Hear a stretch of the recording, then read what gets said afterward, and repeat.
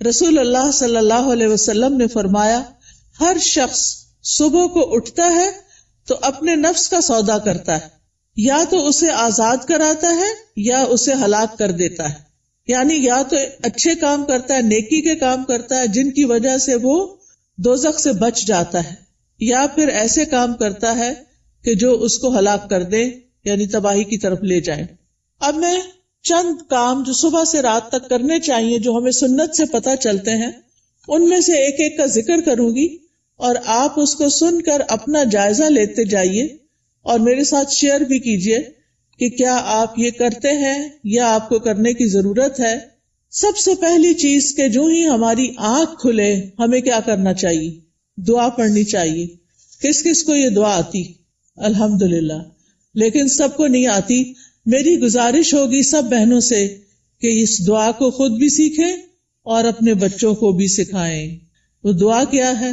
الحمدللہ الذی احیانا بعدما اماتنا والیہ النشور۔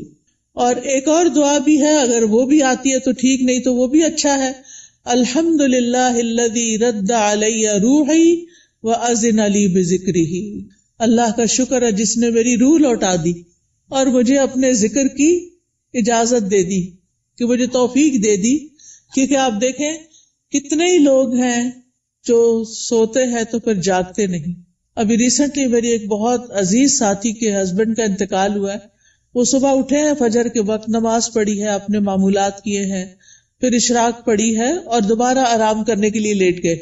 ہم میں سے اکثر لوگ یہ کرتے ہیں نا، راتیں چھوٹی ہوتی ہیں، موسم بھی گرم ہوتا ہے، رات کو سوتے ہوئے دیر ہو جاتی ہے تو انسان پھر کیا کرتا ہے، اٹھنے کے بعد پھر لیٹ جاتا ہے، اور وہ اسی طرح لیٹ گئے ہیں لیکن پھر دوبارہ نہیں اٹھے۔ ہمیں سے کسی کو نہیں پتا کہ جب وہ سوئے گا تو دوبارہ اٹھے گا یا نہیں۔ اس لیے معمول بنا لیجئے کہ ذکر کر کے سونا ہے اور اٹھتے ہوئے بھی اللہ کا شکر ادا کرنا ہے کہ اس نے ہماری روح، ہماری جان ہمیں واپس لوٹا دی۔ تو دن کا آغاز اللہ کی حمد و ثنا، اللہ کی تعریف، اور اس بات کے ساتھ وَإِلَيْهِ النُّشُورُ کے واپس جانا ہے۔ ہماری واپسی بھی اللہ کی طرف سے۔ جس نے ہمیں زندہ کیا، پیدا کیا، وہی ہمیں موت دے گا۔ پھر آپ دیکھیے کہ اس کے ساتھ ہمیں یہ بھی یاد رکھنا چاہیے کہ کائنات کی ہر چیز تسبیح کر رہی ہے اللہ کی تعریف بیان کر رہی ہے۔ قیامت کے دن سب سے افضل بندے وہ ہوں گے جو کثرت سے اللہ کی تعریف کرتے ہیں، حمادون ان کو کہتے ہیں۔ اور ایک دفعہ الحمدللہ کہنا میزان کو نیکیوں سے بھر دیتا ہے، یعنی صبح صبح اب ہم الحمدللہ کہیں تو گویا ہم نے اپنے لیے ایک بہت بڑا ذخیرہ نیکیوں کا اکٹھا کر لیا۔ اور ویسے بھی شکر ادا کرنا جو ہے وہ اللہ تعالیٰ کو بہت پسند ہے۔ پھر آپ دیکھیں کہ جب یہ کہتا ہے نا کہ وَإِلَيْهِ النُّشُورُ، کہ دوبارہ اسی کی طرف جی اٹھنا ہے، تو قبر سے بھی اٹھنا ایسا ہی ہے جیسے کوئی بستر سے اٹھتا ہے۔ کسی کو اچھے خواب آتے ہیں وہاں اور کسی کو نہیں آتے۔ قبر میں بھی کچھ لوگ تو خوشحال ہوں گے اور کچھ لوگ برے حال میں ہوں گے۔ بہرحال قیامت کے دن سب کو اٹھنا ہوگا، تو انسان موت کو یاد کرتے ہوئے، اپنے مقصد کو سامنے رکھتے ہوئے کہ واپسی بھی ہے، اس طرح دن کا آغاز کرے تاکہ اچھے سے آغاز کرے۔ اس کے بعد سب سے پہلا کام آپ کیا کریں گے؟ بیڈ ٹی پئیں یا کچھ اور کریں گے؟ نماز فجر۔ نماز فجر اسی وقت پڑھیں گے جب آپ فجر کے لیے اٹھیں گے۔ جو لوگ اس وقت نہیں اٹھتے وہ بہت بڑا نقصان کر لیتے ہیں۔ لہذا دن کا آغاز فجر کی نماز سے۔ فجر کی نماز پہلی نماز ہے صبح کی، اس کی بڑی امپورٹنس ہے۔ اللہ تعالیٰ نے بندوں پر 5 نمازیں فرض کی ہیں، اور رسول اللہ صلی اللہ علیہ وسلم نے فرمایا جس نے انہیں ادا کیا اور ان کا حق ہلکا سمجھتے ہوئے ان میں سے کچھ ضائع نہ کیا تو اللہ تعالیٰ کا اس کے لیے قیامت کے دن یہ عہد ہے کہ اس کو جنت میں داخل فرمائے۔ اور جس نے ان کو ادا کیا مگر ان کا حق ہلکا سمجھتے ہوئے، معمولی چیز سمجھتے ہوئے نماز کو ان میں سے کچھ ضائع کر دیا، تو اللہ کا کوئی وعدہ نہیں، چاہے تو عذاب دے چاہے تو معاف کر دے۔ تو اس لیے دن کا آغاز اللہ کی نافرمانی سے نہیں کرنا۔ کس سے کرنا؟ فرما برداری سے۔ اور فرما برداری میں پہلی فرما برداری نماز۔ پہلا سوال قیامت کے دن نماز کا ہوگا۔ اگر اسی ٹیسٹ میں فیل ہو گئے تو آگے اور مشکلات ہو جائیں گی۔ اللہ سبحانہ تعالی دن میں 2 بار فرشتوں سے بندوں کی نماز کے بارے میں خبر لیتے ہیں، ایک فجر اور ایک عصر۔ وہ پوچھتے ہیں جب تم گئے تھے ان کے پاس تو کیا کر رہے تھے؟ فرشتے بتاتے ہیں وہ نماز پڑھ رہے تھے۔ جب تم نکلے تو کیا کر رہے تھے؟ کیونکہ عصر اور فجر میں شفٹ چینج ہوتی ہے فرشتوں کی۔ عصر کے وقت رات کے فرشتے آ جاتے ہیں ڈیوٹی پر، اور فجر کے وقت دن کے فرشتے آ جاتے ہیں۔ تو وہ بتاتے ہیں کہ ہم نے انہیں اس حال میں چھوڑا کہ وہ نماز پڑھ رہے تھے، اور اس حال میں ان کے پاس پہنچے کہ وہ نماز پڑھ رہے تھے۔ فجر کی نماز کے بارے میں آتا ہے، وہ آدمی ہرگز آگ میں نہیں جائے گا جس نے سورج نکلنے سے پہلے اور سورج کے غروب ہونے سے پہلے نماز پڑھی، یعنی فجر اور عصر۔ رسول اللہ صلی اللہ علیہ وسلم نے یہ بھی فرمایا کہ جس نے صبح کی نماز پڑھی وہ شام تک اللہ کے ذمے ہے، یعنی اللہ کی حفاظت میں ہے۔ تو فجر کی نماز بہت امپورٹنٹ نماز ہے، اور نماز پڑھنے والے سے اللہ کا رزق کا وعدہ ہے، اس لیے خود بھی نماز ادا کریں اور گھر والوں کو بھی اٹھائیں، پیار سے، محبت سے، امپورٹنس بتا کے کہ وہ سوتے نہ رہے، کیونکہ اس کی نحوست ہوتی ہے۔ فجر کی نماز میں 2 سنتیں پڑھنا بہت ضروری ہے۔ کچھ لوگ صرف فرض پڑھتے ہیں نا، تو فجر میں آپ سنت نہیں چھوڑ سکتے۔ حضرت عائشہ رضی اللہ تعالی عنہا بتاتی ہیں کہ آپ صلی اللہ علیہ وسلم نے فرمایا، فجر سے پہلے کی 2 رکعتیں دنیا اور جو کچھ اس میں اس سے بہتر ہے۔ نبی صلی اللہ علیہ وسلم نے ان 2 رکعتوں کو دنیا کی ہر چیز سے قیمتی قرار دیا۔ اور جو سویا رہے اس کے بارے میں آتا ہے، نبی صلی اللہ علیہ وسلم کے پاس ایک ایسے آدمی کا ذکر کیا گیا جو رات سے صبح تک سوتا ہی رہا۔ آپ نے فرمایا یہ ایسا شخص ہے جس کے کان، یا فرمایا دونوں کانوں میں شیطان پیشاب کرتا ہے، یعنی غافل ہو جاتا ہے پھر۔ اور اسی طرح ایک اور خواب آپ صلی اللہ علیہ وسلم کا، اس میں آپ کو دکھایا گیا کہ ایک شخص تھا جس کا سر پتھر سے کچلا جا رہا تھا۔ وہ قرآن کا حافظ تھا، لیکن قرآن سے غافل ہو گیا اور فرض نماز پڑھے بغیر سو جاتا تھا، یعنی نماز نہیں پڑھتا تھا اور سویا رہتا تھا۔ نماز پڑھتے ہوئے ایک چیز یہ بھی خیال کرنی ہے کہ خشوع کے ساتھ نماز پڑھنی۔ خشوع کا مطلب رونا نہیں ہوتا، بلکہ دل کا متوجہ ہونا ہوتا ہے، یعنی شعور کے ساتھ رب سے مناجات کریں، اطمینان اور خشوع سے سجدہ کریں، یعنی پورے سکون کے ساتھ، کیونکہ ایک سجدے کی وجہ سے اللہ تعالیٰ ایک درجہ بڑھا دیتے ہیں اور ایک گناہ مٹ جاتا ہے۔ نماز کے فوراً بعد کیا کرنا چاہیے؟ اذکار، شابش۔ نماز کے بعد اگر کوئی مصلی پر بیٹھا رہے تو جب تک اس کا وضو نہیں ٹوٹتا فرشتہ اس کے لیے دعا کرتا ہے، اللہم اغفر لہ، اللہم ارحمہ، اے اللہ اس کی بخشش فرما دے، اے اللہ اس پہ رحم فرما۔ یعنی آپ مصلی پہ بیٹھے ذکر کر رہے ہیں، تسبیحات پڑھ رہے ہیں، دعائیں کر رہے ہیں، اور فرشتہ آپ کے لیے دعائیں کرنا شروع ہو گیا ہے۔ تو ہم میں سے ہر ایک کو فرشتوں کی دعائیں لینی چاہیے۔ اسی طرح ہر نماز کے بعد 33 بار سبحان اللہ، 33 بار الحمدللہ، اور 34 بار اللہ اکبر پڑھنا چاہیے، اور آخر میں لا الہ الا اللہ وحدہ لا شریک لہ لہ الملک و لہ الحمد وہو علی کل شیء قدیر پڑھا جائے تو جو ایسا کرے گا اس کے سارے گناہ معاف کر دیے جائیں گے۔ ٹھیک ہے، چاہے وہ سمندر کی جھاگ کے برابر ہو۔ کتنی بڑی بات ہے نا یہ، اس لیے اس کا اہتمام کیا رکھنا ہے۔ اگر کسی وجہ سے آپ مصروف ہیں، 33 بار نہیں پڑھ سکتے تو 10 بار بھی پڑھ سکتے ہیں۔ ٹھیک ہے، پھر یہ کہ انگلیوں پر تسبیح کریں، کیونکہ انگلیاں قیامت کے دن کیا کریں گی؟ گواہی دیں گی۔ ہر فرض نماز کے بعد آیت الکرسی ضرور پڑھیں۔ اس کا فائدہ کیا ہے؟ جی، ایسے شخص کو موت کے علاوہ کوئی چیز جنت میں لے جانے سے نہیں روک سکتی، اتنا بڑا اجر و ثواب۔ میں یہ ساری باتیں اس لیے کر رہی ہوں کہ آپ اپنا جائزہ لیں۔ اگر کوئی چیز چھوٹ گئی ہے، بھول گئی ہے، پتہ ہے لیکن کرتے نہیں، تو کرنا شروع کر دیں۔ وہ دن جس میں یہ باتیں کریں گے آپ، اس کی نسبت بہت زیادہ اجر و ثواب والا ہوگا جس میں آپ یہ نہیں کریں گے۔ دنیا کے کام کبھی ختم نہیں ہو سکتے، لیکن ہمیں کیا کرنا چاہیے؟ اپنے اذکار، اپنی عبادات کو بھولنا نہیں۔ اسی طرح ہم میں سے اکثر لوگ کہتے ہیں مجھے نظر لگ گئی، وہ فلانے نے جادو کر دیا، وہ گھر میں یہ شر ہو گیا۔ تو اس کا حل بتایا گیا ہے کہ ہر نماز کے بعد قل هو اللہ 1 دفعہ، قل اعوذ برب الفلق 1 دفعہ، اور قل اعوذ برب الناس 1 دفعہ پڑھیں۔ یہ نماز کے بعد پڑھنی چاہیے۔ اچھا، اب آپ دیکھیے کہ بعض لوگ بیمار ہوتے ہیں، کوئی ایسی تکلیف ہوتی ہے ان کو سمجھ نہیں آتی، وہ پڑھ کے اپنے ہتھیلی پہ پھونک مار کے اپنے سر سے، منہ اور پورے جسم پر اپنا ہاتھ پھیر لیا کریں. اس سے انشاءاللہ ان کا شر بھی دور ہو جائے گا، ان کی بیماری بھی ختم ہوگی. نماز کے بعد کیا کرنا چاہیے؟ صبح شام کے اذکار، پروٹیکشن کی دعائیں. آپ میں سے کس کس کے پاس ایاک نستعین کتاب ہے؟ الحمدللہ کافی لوگوں کے پاس ہے. جس کے پاس نہیں، اگر آج آئی بھی ہے تو ضرور لے لیں. اور انگلش میں بھی ہے، اس میں ٹرانسلیٹریشن کی ہوئی ہے. اگر عربی نہیں پڑھ سکتے بچے تو ان کو انگلش میں پڑھنی آ جائے تو وہ بچوں کو ضرور ساتھ ساتھ سکھائیں.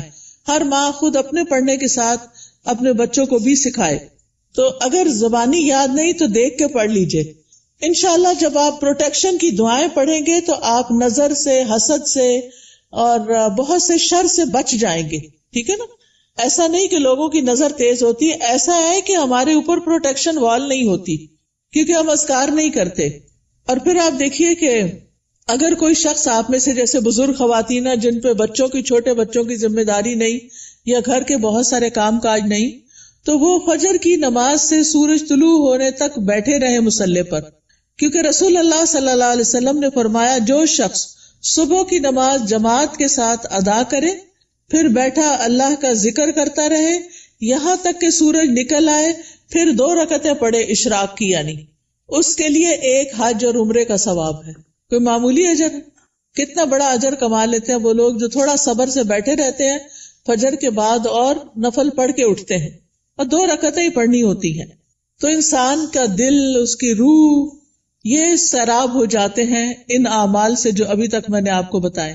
آپ کے لیے خیر و برکات کے دروازے کھل جاتے ہیں، دنیا اور آخرت میں سلامتی کا ذریعہ ہے، عظیم اجر و ثواب کا ذریعہ ہے، شر کے آنے سے پہلے، تکلیف کے آنے سے پہلے، واقع ہونے کے بعد اسے ہٹانے کا ذریعہ ہے. یہ دعائیں، یہ جو میں بتا رہی ہوں نا پروٹیکشن کی دعائیں جو ہیں، رب کے سامنے فقر اور عاجزی کا اظہار بھی ہے، اللہ تعالیٰ کی نعمتوں کا اعتراف بھی ہے. اور یہ ایسے ہی ہے جیسے کوئی دشمن سے بچنے کے لیے اپنے آگے کوئی وال کھڑی کر لے. تو انشاءاللہ اگر ساری نہیں بھی پڑھ سکتے تو معوذتین، بسم اللہ الذی لا یضر، اعوذ بکلمات اللہ التامات من شر ما خلق، اور کچھ اور مختصر دعائیں پڑھ کے اپنے اوپر بھی پڑھیں اور بچوں کو بھی پڑھنا سکھائیں. اس کے بعد کیا کریں گے یہ بتائیے؟ تلاوت کریں، چاہے تھوڑی سی ہی کیوں نہ کریں. اور اگر میں سمجھتی ہوں بچوں کے اسکول جانے کا وقت ہوتا ہے تو اپنی تلاوت کا وقت نہیں رہتا، پھر آپ کیا کریں؟ اپنے فون پر قرآن مجید کا کچھ نہ کچھ حصہ ریگولر لگا دیں. کوئی پورے قرآن کو ڈاؤن لوڈ کر لیں، اب تو ایسی ویب سائٹس بھی ہیں، وہاں سے آپ شروع کریں، الحمد سے الناس تک پورا کریں. ہر روز تلاوت لگا دی، بچے بھی تیار ہو رہے ہیں، آپ بھی کچن میں کام کر رہی ہیں اور ساتھ ساتھ تلاوت سنیں. کیوں؟ ان الذین یتلون کتاب اللہ واقاموا الصلاۃ وانفقوا مما رزقناہم سرا وعلانیۃ یرجون تجارۃ لن تبور. بے شک جو لوگ اللہ کی کتاب کی تلاوت کرتے ہیں، اور تلاوت کا عربی میں معنی فالو کرنا بھی ہوتا ہے، سمجھ کے پڑھنا، اور انہوں نے نماز قائم کی اور جو کچھ ہم نے انہیں دیا ہے اس میں سے انہوں نے پوشیدہ اور ظاہر خرچ کیا، وہ ایسی تجارت کی امید رکھتے ہیں جو کبھی برباد نہ ہوگی. یہ لوگ اللہ کے ساتھ ایک بزنس کر رہے ہیں. یہ چیزیں یہ پڑھتے ہیں، تلاوت کرتے ہیں، قرآن پڑھتے ہیں، لوگوں پہ خرچ کرتے ہیں، تو یہ اللہ کے ہاں ایسا اجر، اتنا پروفٹ پائیں گے کہ سوچ بھی نہیں سکتے، تاکہ وہ انہیں ان کے اجر پورے پورے دے اور اپنے فضل سے انہیں زیادہ بھی دے. بے شک وہ بے حد بخشنے والا نہایت قدردان ہے. تو پیاری بہنوں، تلاوت کو نہیں چھوڑنا، چاہے ایک صفحہ ہی کیوں نہ ہو، ایک ربع ہی کیوں نہ ہو، ہاف جز کیوں نہ ہو، ایک پارہ کیوں نہ ہو. میرے ایک بہنوئی تھے، فوت ہو گئے، اللہ تعالیٰ ان پہ رحم فرمائے. وہ چاند کی پہلی تاریخ کو پہلا سپارہ پڑھتے اور آخری کو آخری سپارہ پڑھتے، اور اس طرح ہر مہینے پورا قرآن ختم کر لیتے. تو جن لوگوں کی بہت زیادہ مصروفیات ہیں، ریٹائرڈ لائف گزار رہے ہیں، ان کو کیا کرنا چاہیے؟ قرآن کی تلاوت زیادہ کرنی چاہیے، کیونکہ قرآن جو ہے یہ غموں کا علاج ہے، شفا ہے، سکون کا ذریعہ ہے، اس لیے اس کو نہیں چھوڑنا. ایک حرف پڑھنے کا کتنا اجر ہے؟ 10 گنا. ایک حرف الف پڑھیں گے تو 10 نیکیاں، لام پڑھیں گے تو 10 نیکیاں، میم پڑھیں گے تو 10 نیکیاں. کیا کوئی اور کام کرنے سے اتنا پروفٹ آپ گین کر سکتے ہیں؟ نہیں. ہاں ایک مشکل ہے، کچھ لوگوں کو پڑھنا نہیں آتا، یا ان کی تجوید ٹھیک نہیں، یا وہ ڈرتے ہیں کہ کوئی سن لے گا تو پھر کیا ہوگا. تو ایسی صورت میں ان کو اپنی تجوید ٹھیک کرنی چاہیے. اس کے لیے میں آپ کو ایک طریقہ بتاتی ہوں، اور وہ طریقہ ہے ایک ایپ ڈاؤن لوڈ کر لیں، لرن قرآن. کس کس کے پاس ہے یہ ایپ؟ 8-10 لوگوں کے پاس ہے، زیادہ نہیں ہے. آپ یہ ایپ اگر ڈاؤن لوڈ کر لیں. اچھا، قرآن پر آل کس کے پاس ہے؟ وہ بھی تھوڑے سے لوگوں کے پاس ہے. ان دونوں میں سے کوئی بھی ایپ آپ ڈاؤن لوڈ کر لیں. یہ آپ آئی فون پہ بھی کر سکتے ہیں اور اینڈرائڈ میں بھی کر سکتے ہیں. ٹھیک ہے، اس میں آپ تجوید سیکشن پہ چلے جائیں. تجوید پہ جائیں گے تو وہاں آپ کو ایک ایک آیت کہلوائی ہوئی ملے گی. پہلے ٹیچر پڑھے گی، پھر پیچھے آپ پڑھیں گے. تو آپ کیا کریں، جب ٹیچر پڑھ رہی ہو غور سے سنیں، جب اسٹوڈنٹس آگے پڑھے آپ بھی ساتھ شامل ہو جائیں. تو اس طرح روز پڑھتے پڑھتے آپ کی تجوید ٹھیک ہو جائے گی. کیونکہ بعض کا جب انسان بڑا ہو جاتا ہے نا، تو اس کو شرم آتی ہے کسی کے پاس جا کے غلطیاں نکلوانے کی، یا ٹائم نہیں ہوتا، یا فیس نہیں دے سکتے، یا کوئی اور مسائل ہوتے ہیں. تو آپ قرآن مجید کھول کے بیٹھ جائیں، آڈیو لگا کے بیٹھ جائیں، اور 7 انگلی رکھ کے ایک ایک آیت کو پڑھ پڑھ کے یاد کریں. اس کے مخارج ٹھیک کریں، ادائیگی ٹھیک کریں. ٹھیک ہے، جس گھر میں قرآن پڑھا جاتا ہو وہاں فرشتے حاضر ہوتے ہیں. ابو ہریرہ کہا کرتے تھے، بے شک قرآن پڑھنے کی وجہ سے گھر اپنے رہنے والوں کے لیے کشادہ ہو جاتا ہے. اس میں فرشتے حاضر ہوتے ہیں، شیاطین اس گھر کو چھوڑ دیتے ہیں اور اس کی خیر و برکت بڑھ جاتی ہے. یعنی اس گھر میں خیر و برکت ہوتی ہے جس میں کیا ہوتا ہے، قرآن کی تلاوت ہوتی ہے. آج آپ دیکھیں ہمارے بچے ویڈیو گیمز کے پیچھے دیوانے ہیں، قرآن پڑھنے کے لیے تیار نہیں. ہم اپنے پیچھے کیا چھوڑ کے جا رہے ہیں؟ آپ کو پتا نا، جب بچے قرآن پڑھتے تو ماں باپ کو بھی ثواب ملتا ہے کیونکہ انہوں نے ان کو پڑھوایا. لیکن اگر ہمارے بچے قرآن ہی نہیں پڑھ رہے تو مرنے کے بعد کون ہمارے لیے دعائیں کرے گا، کون ہمارے لیے کچھ کرے گا؟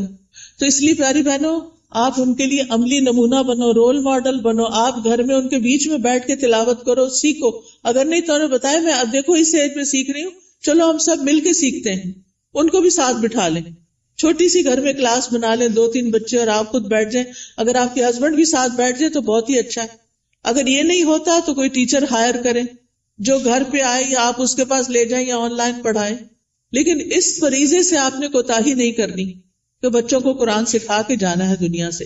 اور جس گھر میں قرآن نہیں پڑھا جاتا وہ اپنے رہنے والوں کے لیے تنگ ہوتا ہے، نحوست ہوتی ہے اس میں.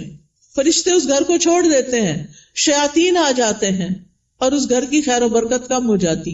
تب ہمارے اوپر ہے نا، ہم کیا چاہتے ہیں. قرآن مجید صرف موبائل سے نہیں پڑھیں، وہ بھی ٹھیک ہے اگر نسخہ نہیں ہے آپ کے پاس، لیکن مصحف ہونا چاہیے.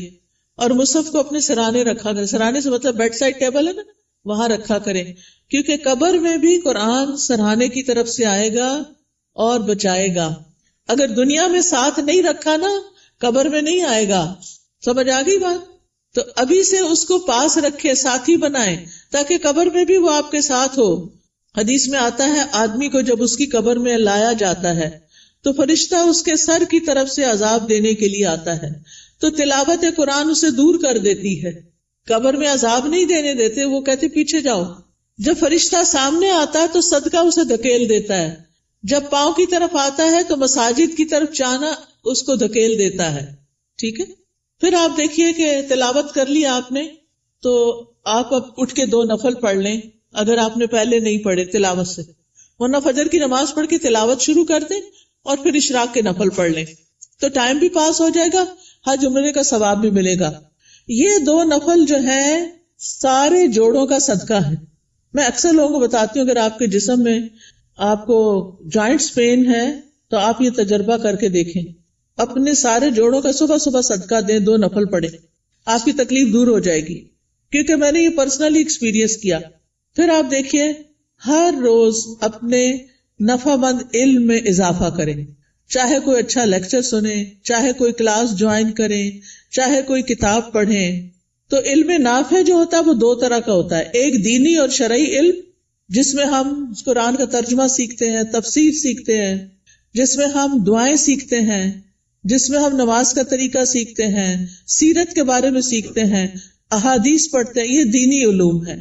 اور دنیاوی علم جس سے انسان دوسروں کو فائدہ پہنچا سکے، جیسے طب ہے، ڈاکٹر بننا ہے، بزنس ہے، ایگریکلچر ہے، انڈسٹری کے بارے میں جاننا، آئی ٹی کے بارے میں، یہ ساری تعلیم حاصل کرنا تاکہ آپ دوسرے لوگوں کو فائدہ پہنچا سکیں اور اپنی ارننگ بھی کر سکیں. تو یہ بہت فائدے کی چیز ہے کہ اب آپ نے نماز، قرآن تلاوت، اشراق سب کر لی، اب یا اپنی جاب پہ جائیں یا پھر اگر گھر میں ہیں تو گھر کے کام کاج کریں اور اس کے بعد اپنا نالج بھی بڑھائیں. اس کے لیے آپ سیکوینس کے ساتھ لیکچر سنا کریں. کبھی حدیث جیسے شروع کر لی ہے تو وہ سارے لیکچرز پورے کر لیں، ہر روز ایک ایک کر کے. اگر تفسیر شروع کر لی ہے تو اس کو شروع کر کے آگے تک لے جائیں، لیکن اپنے علم میں پختگی لائیں. اور اگر ہو سکے تو کوئی نہ کوئی کلاس جوائن کریں.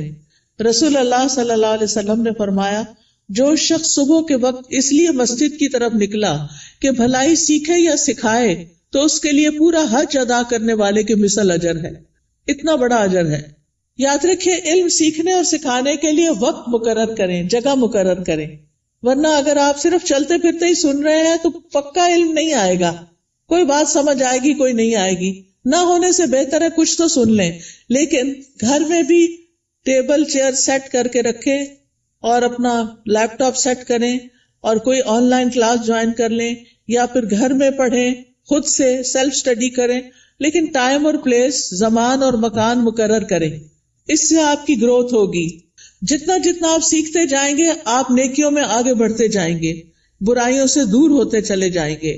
پھر آپ دیکھیں کچھ بہنیں ناشتہ نہیں کرتی، وہ کہتی ہیں کہ موٹے ہو جائیں گے اور چھوڑو پرے، لیکن ناشتہ ضرور کریں. آپ کو کام کرنے کے لیے، پڑھنے کے لیے، جاب پہ جانے کے لیے انرجی چاہیے. چاہے چند کھجوریں ہی کیوں نہ کھا لیں، کھجور پانی لے لیں، کچھ اور سیڈز وغیرہ لے لیں، نٹس لے لیں، جو بھی آپ کو پسند ہو. اگر دودھ پسند ہے تو زیادہ دودھ اور کم چائے ڈال کے پی لیں. بہت سے لوگ صرف کافی پی لیتے ہیں، تو وہ درست نہیں کہ آپ اپنے آپ کو صرف ایسی چیزوں پر کہ جو آپ کے اندر کیفین ڈالے اور آپ صرف اس کی وجہ سے ایکٹیو اور غذائیت نہ ہو، تو آپ دیکھیں کہ پھر آپ سے بہت سے کام ہو نہیں پاتے، آپ جلدی تھک جاتے ہیں. تو اس کو بھی بچائیے.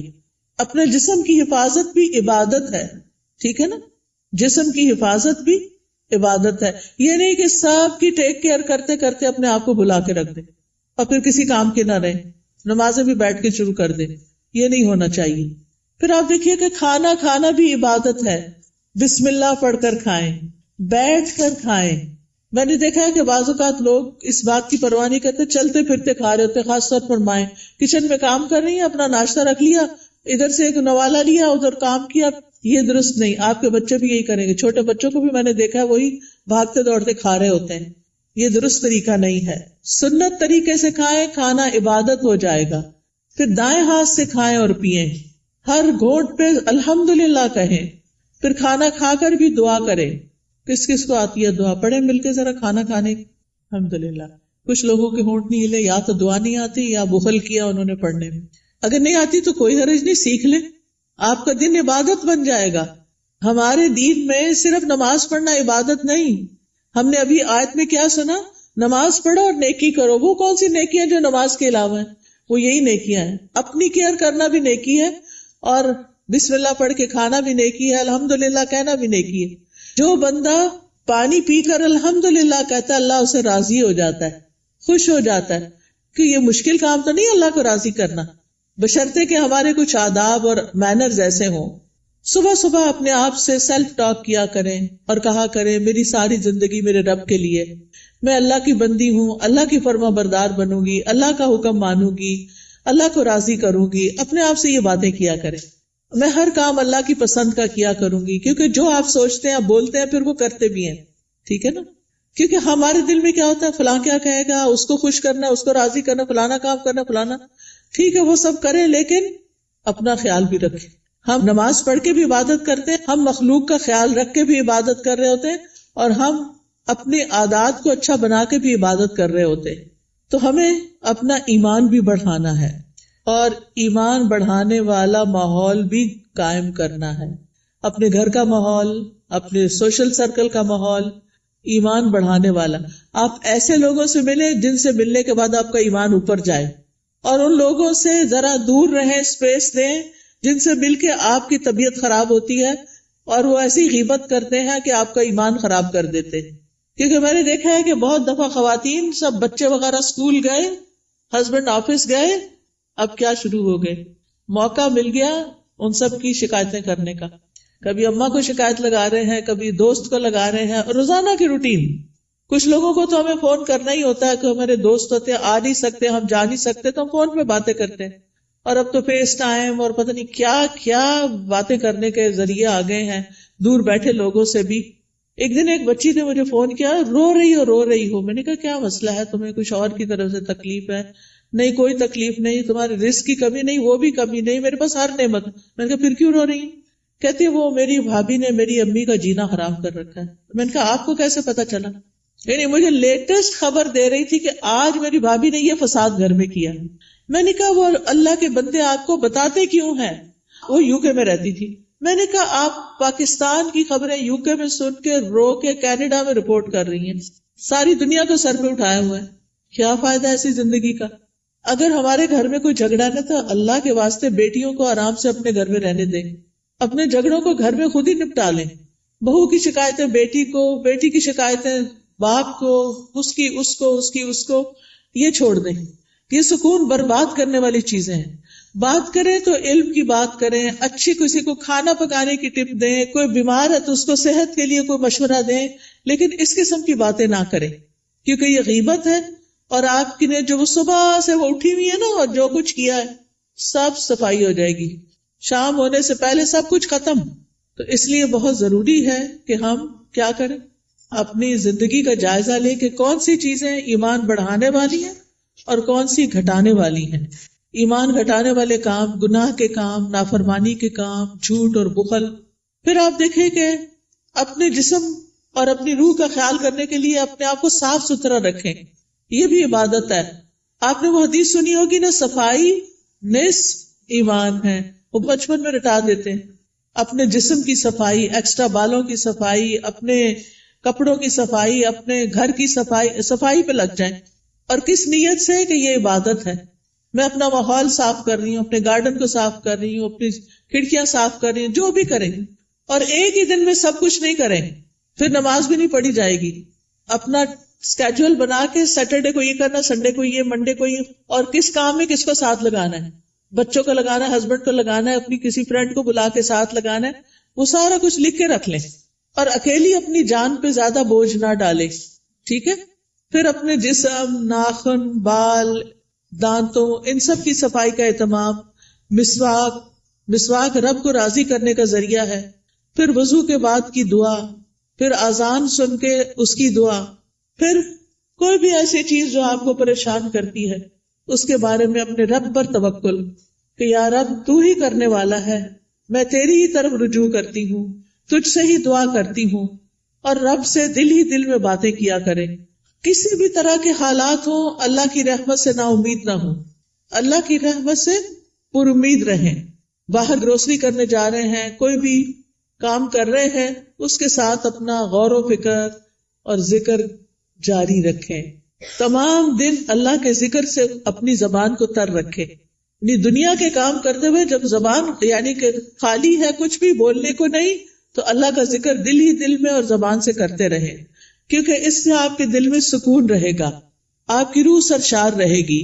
ایک دفعہ سبحان اللہ اور الحمدللہ کہنے سے زمین آسمان بھر جاتا ہے. اور یہاں پر کچھ کارڈز بھی ہم آپ کے لیے لائے ہیں جن میں اذکار ہیں، تو اپنے کام کاج سے فارغ ہو کے آپ وہ ذکر کر سکتے ہیں، جیسے یہ تسبیحات ہیں. پھر اسی طرح اگر آپ کو رزق کی تنگی ہے تو یہ رزق میں کشادگی کے لیے دعائیں ہیں. پھر اگر کسی اہم کام میں آپ کو مشورہ کرنا تو یہ استخارہ ہے، استخارہ کیسے کریں اور اس کی دعا. پھر اسی طرح اللہ کا شکر ادا کرنے کے لیے یہ الحمدللہ کا کارڈ ہے. یہ دعائیں ہیں شکر ادا کرنے کی، اللہ کی تعریف کی، کیونکہ اللہ کی تعریف کرنے والے قیامت کے دن سب سے افضل بندے ہوں گے. پھر یہاں کچھ تسبیحات بتائی گئی ہیں، ان کا انگلش میں بھی ٹرانسلیشن ہے جن کے بہت بڑے بڑے فائدے ہیں. پھر آپ دیکھیے اگر قرض سے پریشان ہیں، مالی معاملات میں، تو یہ دعائیں ہیں، ان کا بھی انگلش ٹرانسلیشن موجود ہے. پھر یہ پروٹیکشن کی دعائیں ہیں. تو آپ دیکھیے کہ معمولی قیمت کے یہ کارڈ جو ہیں آپ کی زندگی میں بہت بڑی تبدیلی لا سکتے ہیں. تو آپ نے اگر یہ سارے اپنے گھر میں رکھے ہوئے ہوں ایک دن ایک اٹھا کے پڑھ لیجئے، دوسرے دن دوسرا پڑھ لیجئے، تیسرے دن تیسرا پڑھ لیجئے، اور اس طرح آپ کا ذکر کے ساتھ ایک رابطہ قائم ہو جائے گا. کثرت سے توبہ استغفار کریں. اگر کوئی مسائل ہے زندگی میں، کوئی پریشان کر رہی ہے چیز، تو استغفار کی کثرت، استغفر اللہ کی تسبیح کر سکتے ہیں، اللہم اغفر لی کی تسبیح کر سکتے ہیں. پھر اسی طرح وقت کا بہتر سے بہتر استعمال کریں. وقت جو ہے وہ بہت قیمتی نعمت ہے. ایک دفعہ اگر وقت چلا جائے تو دوبارہ نہیں آتا، اس لیے ہر دن کو مفید اور پروڈکٹیو ڈے بنائیں. رسول اللہ صلی اللہ علیہ وسلم نے فرمایا 2 نعمتیں ایسی ہیں جن کے بارے میں اکثر لوگ خسارے میں ڈالے گئے ہیں، ایک تندرستی اور دوسرے فراغت، کہ اس سے وہ فائدہ نہیں اٹھاتے جتنا اٹھانا چاہیے. بیمار ہو کر تو انسان کچھ کر نہیں سکتا. جب تک اللہ آپ کو چلتا پھرتا رکھے، آپ عبادت بھی خوب دل بھر کے کریں اور بندوں کی خدمت بھی کریں اور فضول قسم کی ایکٹیویٹیز میں اپنا وقت ضائع نہ کریں. آپ دیکھیے کہ ہمارے دن میں کئی ڈسٹریکشنز ہوتی ہیں، خاص طور پر فون کی وجہ سے. ہم نے کوئی اپنے گول سیٹ کیے ہوئے ہوتے کہ آج کے دن میں نے یہ اور یہ کام کرنے ہیں. آپ کرنا شروع کرتے ہیں کہ اتنے میں بیل بج جاتی ہے، آپ فون اٹھا لیتے ہیں اور کہیں سے کہیں پہنچ جاتے ہیں، اور جو کرنے کا کام تو وہ دھرے کا طرح رہ گیا. تو اس چیز سے بھی آپ نے کانشیس رہنا ہے. کچھ وقت کے لیے فون بند کر دیا کریں اور اس وقت اپنے کرنے کے کام پہلے پورے کریں، پھر اس کے بعد فون کھولیں، تاکہ آپ کا دن نتیجہ خیز دن ہو.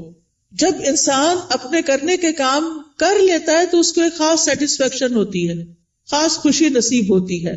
تو آپ اپنے کرنے کے کاموں کی لسٹ بنائیں، اپنے مقاصد کو دہرایا کریں، بے مقصد چیزوں سے خود کو دور رکھیں، اور جو ٹارگٹ آپ حاصل کرنا چاہتے ہیں اس کے لیے دیکھیں کہ آپ کو کیا کیا چاہیے، وہ بھی لکھ لیں. پھر اسی طرح کاموں کو لٹکائیں نہ، تاخیر نہ کریں، وقت پر کریں. روٹین بنائیں تو کام سارے ہی ہو جائیں گے، کیونکہ ہیپ ہیزرڈ کبھی کچھ کر لیا، کبھی کچھ کر لیا، کبھی کچھ کر لیا، بہت وقت ضائع ہوتا ہے. ایک کام کرتے ہوئے آپ کو یہ پتا ہونا چاہیے کہ نیکسٹ کیا کرنا ہے مجھے. یہ نہیں کہ اوہو آج میں یہ تو کرنا بھول ہی گئی، یہ تو پڑھا ہی نہیں، یہ تو کیا ہی نہیں. پھر آپ دیکھیے کہ جتنے بھی اطاعت کے کام، عبادت کے کام ہوتے ہیں، اس میں مشقت لگتی ہے، محنت لگتی ہے. اس کے لیے اپنے نفس سے جہاد کرنا پڑتا ہے، اپنے نفس کو کنٹرول کرنا پڑتا ہے، کیونکہ کامیاب بھی وہی ہوتا ہے جو نفس کا تزکیہ کر لیتا ہے. قد افلح من تزکا وذکر اسم ربہ فصلی، فلاح پا گیا جس نے پاکیزگی اختیار کی اور اپنے رب کا نام یاد کیا، پھر نماز پڑھی. یہ ہے کامیاب ہونے والے. لہذا دن بھر اپنی نمازوں کی حفاظت، کیونکہ نماز قبر میں ساتھ داخل ہوگی، بچوں نے بھی نہیں داخل ہونا، مال نے بھی داخل نہیں ہونا، کسی دوست نے بھی ساتھ نہیں جانا. جس چیز نے جانا ہے اس کی فکر سب سے پہلے کرے. نبی صلی اللہ علیہ وسلم سے سوال کیا گیا کہ سب سے افضل اعمال کون سے ہیں، تو آپ نے فرمایا نماز کو اس کے اول وقت پر ادا کرنا. ٹائم ہو تو بلا وجہ تاخیر نہ کریں، فوراً پڑھ لیں. اور پھر نماز کی 12 سنتیں بھی ادا کیا کریں دن بھر میں، کیونکہ ایسا کرنے والے کے لیے جنت میں گھر بنا دیا جاتا ہے. آپ دیکھیے کہ صرف 1 سال اگر کوئی شخص سنت موقدہ پڑھتا ہے تو نہ پڑھنے والے کے درمیان اور اس کے درمیان 4320 رکعتوں کا فرق پڑ جاتا ہے.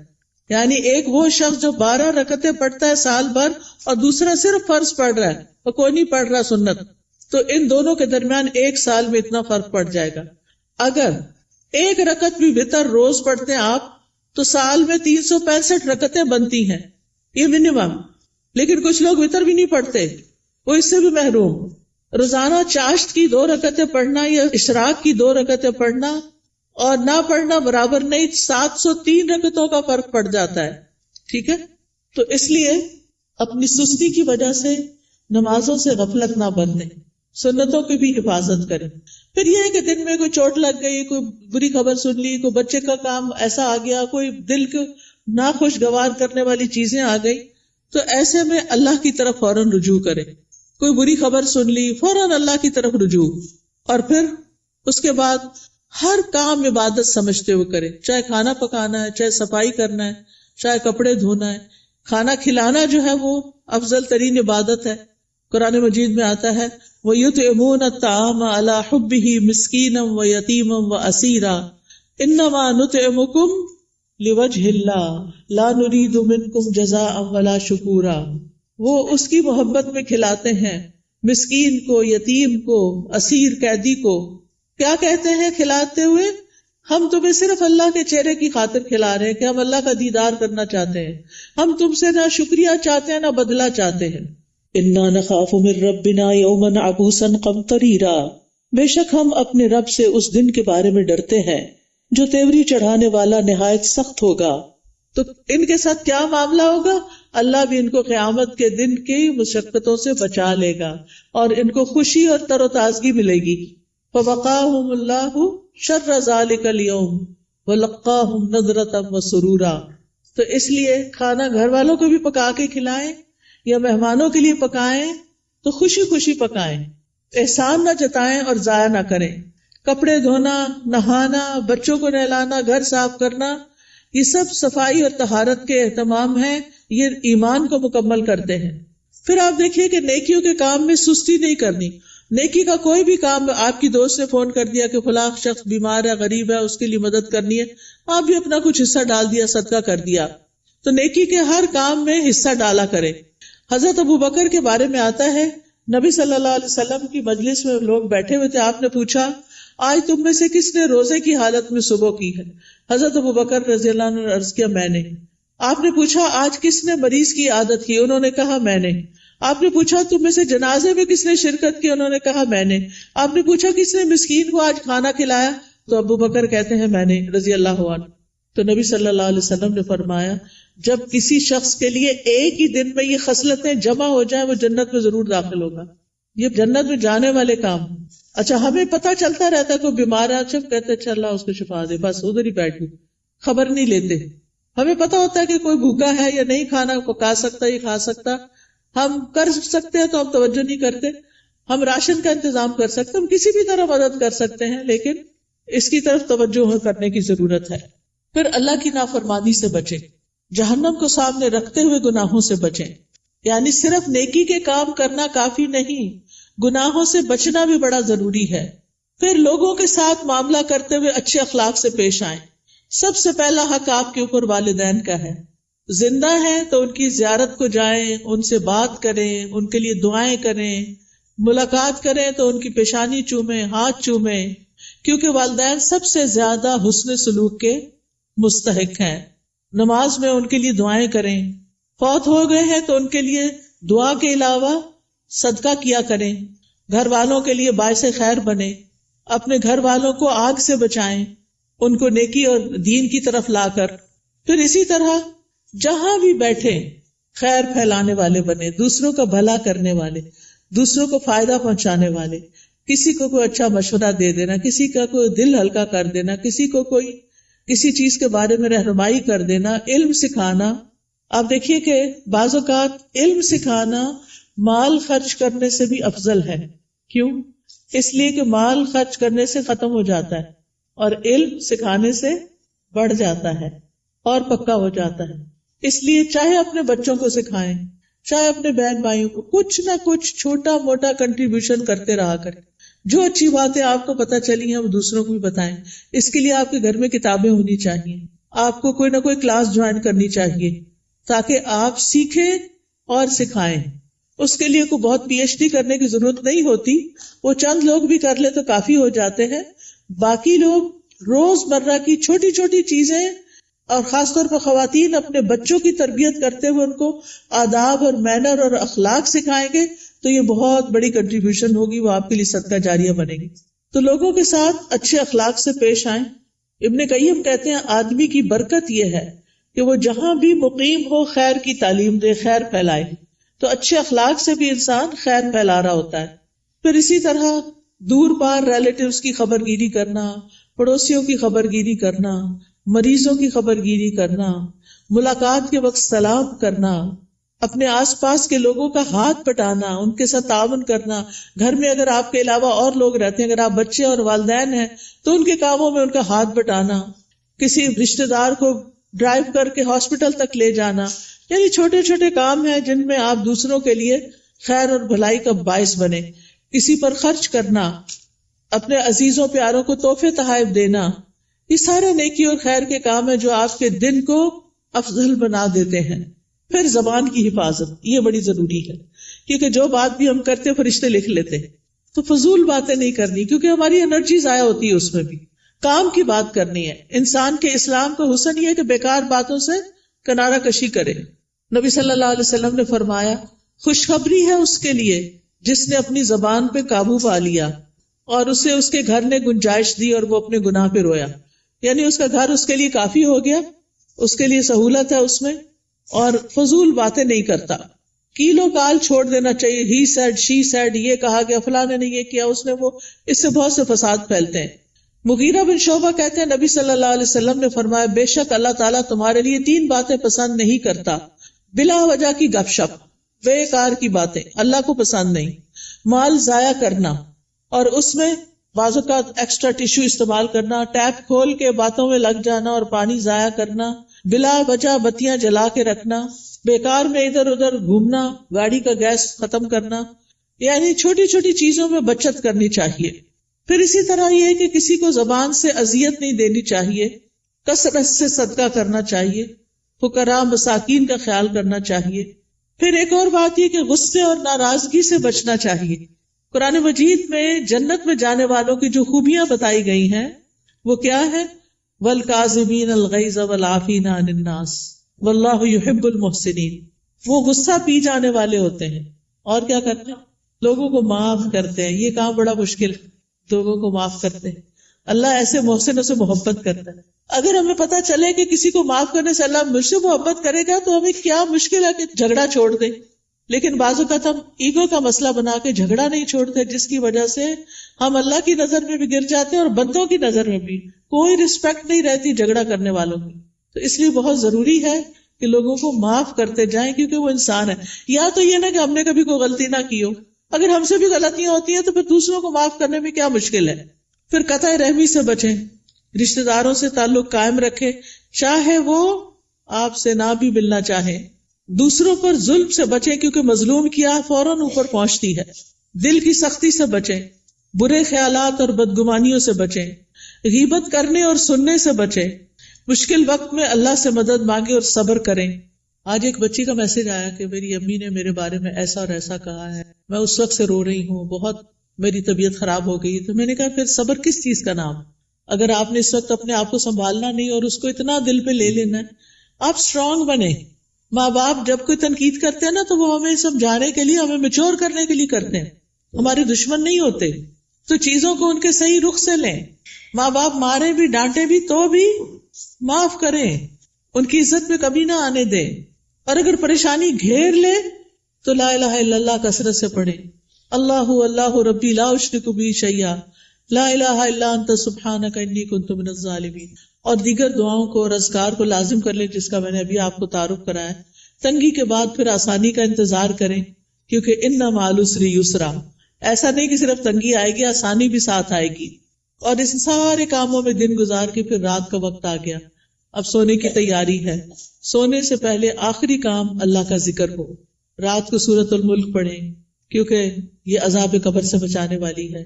اور دعائیں زبانی یاد کر لیں، نہیں تو آپ ایک ایپ ہے دعائیں اردو میں ٹائپ کریں گے یا عربی میں دعائیں تو انشاءاللہ وہ کھل جائے گی. اس میں ساری دعائیں ہم نے جمع کر دی. یا پھر سونے جاگنے کے اذکار والی ایپ جو ہے، اس سے بھی آپ رات کو سوتے وقت بیڈ پہ لیٹ کر بھی دعائیں پڑھ سکتے ہیں. لیکن آخری کلام ہمارا اللہ کا ذکر ہی ہونا چاہیے اور اسی حال میں سونا چاہیے. تو یہ ہے ایک مومن کی دن بھر کی روٹین اور دن بھر کے کرنے والے کام، جس سے انسان کے درجات بلند ہو جاتے ہیں. تو اللہ تعالیٰ سے میری دعا ہے کہ اللہ تعالیٰ ہم سب کو اس پر عمل کرنے کی توفیق عطا فرمائے. وآخر دعوانا ان الحمد للہ رب العالمین.